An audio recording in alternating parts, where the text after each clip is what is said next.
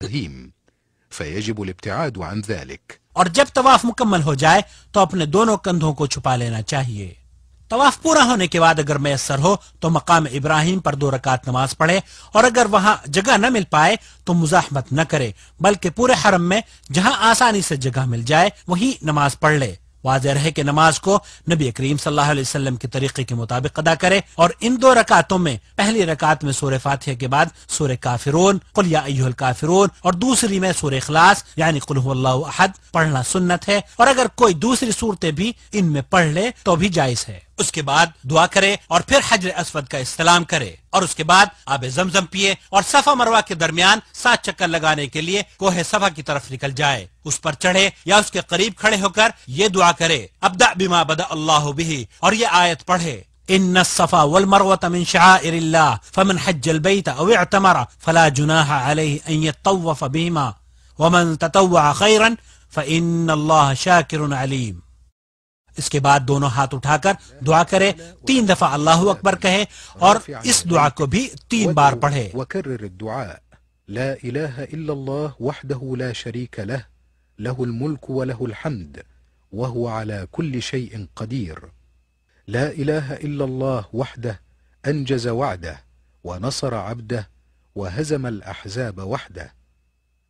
اور اس کے بعد جو چاہے دعا کرے. واضح رہے یہاں تکبیر کہتے ہوئے ہاتھوں کو نہیں اٹھانا چاہیے جیسا کہ اکثر حجاج کرتے ہیں، ان کا یہ عمل غلط ولا ہے. يرفع يديه إلا إذا كان داعيا ولا يشير بهما عند التكبير فإن ذلك من الأخطاء الشائعة عند كثير من الحجاج والمعتمرين. اس کے بعد ذکر و اذکار یا دعائیں کرتے ہوئے مروہ کی طرف چلے. يدعو بما يتيسر له من الدعاء لنفسه وأهله وللمسلمين فإذا بلغ العلم. اور جب سبز نشان پر پہنچے تو دوڑنا شروع کر دے یہاں تک کہ دوسرے سبز نشان تک پہنچ جائے، اور پھر آہستہ چلنا شروع کر دے.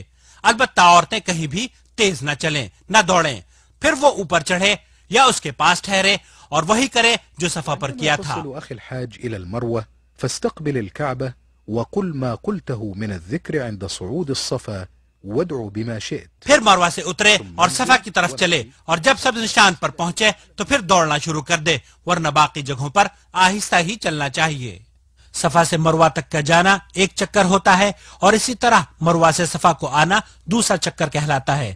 اس طرح سعی کے 7 چکر پورے کرے. من الصفا إلى المروة شوطا ورجوعك من المروة إلى محترم الصفا حجاج کرام، شوطا. سعی کرتے وقت اگر درمیان میں آپ تھکاوٹ محسوس کریں یا کسی مرض کی وجہ سے آپ پر صفا مروہ کے درمیان چلنے میں دشواری ہو تو آپ ویل چیئر کا استعمال کر سکتے ہیں. اور اگر طواف کے بعد عورت کو حیض یا نفاس شروع ہو جائے تو وہ اس حالت میں سعی کر سکتی ہے، کیونکہ سعی کے لیے طہارت شرط نہیں. اور بعض عورتوں کو دیکھا گیا ہے کہ وہ مردوں کے ساتھ تیز بھاگتی ہیں، انہیں ایسا نہیں کرنا چاہیے. اور جس وقت سعی مکمل ہو جائے تو متمتع پر ضروری ہے کہ پورے سل کے بال تراشے یا چھوٹے کروائے. حاجی کے لیے قصر یعنی چھوٹے کرانا افضل ہے. البتہ عورتیں اپنے تمام بالوں کو ایک جگہ جمع کر کے ان کے سرے 1 انچ کے برابر یا اپنی انگلی کے پورے کے برابر یا اس سے تھوڑا کم کاٹیں. یہ سب کچھ کرنے کے بعد اب عمرہ مکمل ہو چکا ہے، اور محرم کے لیے ہر وہ کام حلال ہے جو احرام کی وجہ سے ممنوع ہوا تھا. فضیلت الشیخ محمد بن صالح العثیمین رحمۃ اللہ علیہ فرماتے ہیں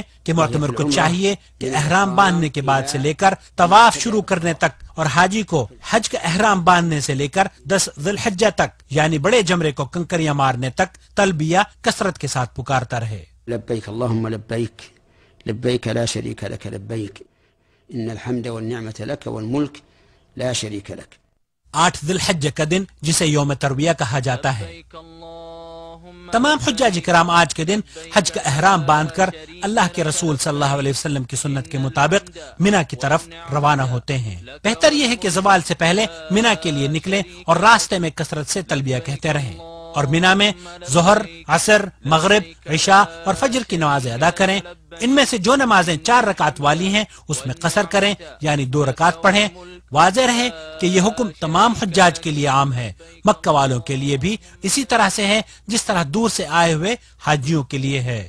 حجاج کے لیے سنت یہ ہے کہ یہ وہ رات مینا میں گزاریں، اور فجر کی نماز پڑھنے کے بعد اگلے دن یعنی 9 ذی الحجہ کو سورج طلوع ہونے کے بعد مینا سے عرفات کے لیے تلبیہ پکارتے ہوئے اللہ کا ذکر کرتے ہوئے روانہ ہوں. 9 ذی الحجہ کا دن جسے یوم عرفہ کہا جاتا ہے، اس دن حجاج کرام میدان عرفہ کی طرف نکلتے ہیں۔ مسلمان اس دن طلوع شمس سے لے کر غروب آفتاب تک عرفات کے میدان میں ٹھہرتے ہیں۔ حجاج کرام، اس دن کی بڑی فضیلت احادیث مبارکہ میں بیان ہوئی ہے۔ یہ وہ دن ہے جس کے بارے میں نبی کریم صلی اللہ علیہ وسلم نے ارشاد فرمایا، الحج عرفہ، حج عرفہ کے دن کا نام ہے۔ مسنون یہ ہے کہ اگر میسر ہو تو حاجی وادی نمرہ میں رہے، ورنہ تو پورا میدان عرفہ ٹھہرنے کی جگہ ہے، اور متعدد مقامات پر ایسے سائن بورڈز بھی لگائے گئے ہیں جن میں حجاج کی سہولت کے لیے مقامات کی نشاندہی کر دی گئی ہے۔ محترم ضیوف الرحمان، اس دن جتنی بھی ہو سکے زیادہ سے زیادہ دعائیں مانگنی چاہیے۔ شاید کہ چند لمحات کی دعائیں پوری زندگی کی سیاہیوں کو دھو کر روشنی میں بدل دیں اور مصائب و آلام دور ہو جائیں۔ اس روز مسلمانان عالم کے لیے، اسلام کی سربلندی کے لیے، اپنے لیے، اپنے اقرباء اور اہل و عیال کے لیے دعائیں کرنی چاہیے۔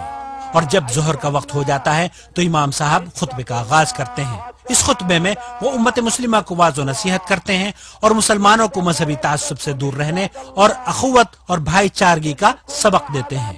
اس روز ظہر کے وقت ایک اذان اور 2 تکبیروں کے ساتھ ظہر اور عصر کی 2 رکعتیں جمع کر کے پڑھنا سنت ہے۔ واضح رہے کہ جو حضرات میدان عرفات میں اپنے خیموں میں ظہر کے وقت ظہر اور عصر کے وقت عصر کی نمازیں پڑھتے ہیں، ان کا یہ عمل سنت کے خلاف ہے۔ حجاج چاہے مکہ سے آئے ہوں یا بیرون ممالک سے، تمام کے لیے یہاں نماز قصر اور جمع پڑھنا سنت ہے۔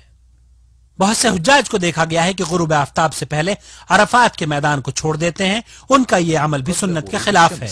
وهذا غير جائز لأنه مخالف لفعل النبي صلى الله عليه وسلم۔ بعض لوگ جبل عرفات کی چوٹی تک پہنچنے کی کوشش کرتے ہیں، دھکا پیلی کرتے ہیں، دوسروں کو ایذا رسانی کا سبب بنتے ہیں۔ واضح رہے کہ چوٹی پر چڑھ کر وہاں نماز پڑھنے اور اسے عقیدت سے چھونے کی کوئی دلیل نہیں، یہ اعمال بدعت ہیں۔ بعض لوگوں کو دیکھا گیا ہے کہ دعا کرتے وقت جبل عرفہ کی طرف رخ کرتے ہیں، ان کا یہ عمل بھی سنت کے خلاف ہے، اور سنت قبل رخ ہو کر دعا کرنا ہے۔ اللهم إني أعوذ بك من الكفر والفقر ومن عذاب القبر، لا إله إلا أنت، اللهم أنت ربي، لا إله إلا أنت، خلقتني وأنا عبدك، وأنا على عهدك ووعدك ما استطعت، أعوذ بك من شر ما صنعت، وأبوء لك بنعمتك علي وأبوء بذنبي فاغفر لي إنه لا يغفر الذنوب إلا أنت۔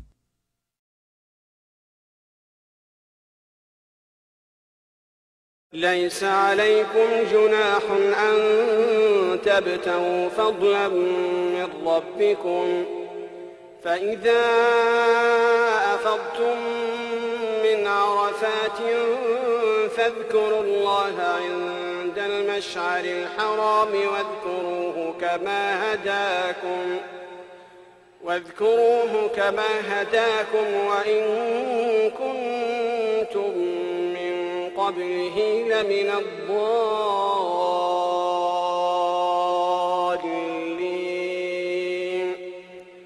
ثم أفيضوا من حيث أفاض الناس واستغفروا الله إن الله غفور رحيم۔